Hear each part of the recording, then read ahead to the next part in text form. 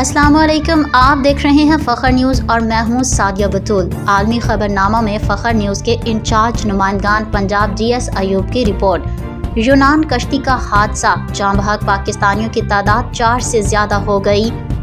Rescue शहरियों के नामों की फहरिस्त भी जारी।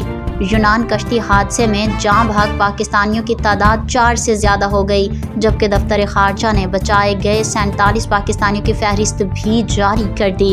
दफ्तर खारजा के तर्जुमान मुमताज़ ज़हरा बलोच ने बयान में कहा कि पाकिस्तानी शहरियों के जानी नुकसान पर अफसोस का इजहार करते हैं। तर्जुमान ने कहा, एथेंस में पाकिस्तानी सिफारती मिशन यूनानी हुकाम से मुसलसल राब्ते में है।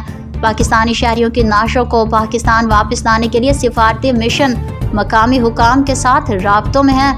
दफ्तर खारजा ने यूनान में कश्ती डूबने के हालिया वाक़े के बाद वज़ारत खारजा ने बचाए गए 47 पाकिस्तानियों की फहरिस्त भी जारी कर दी।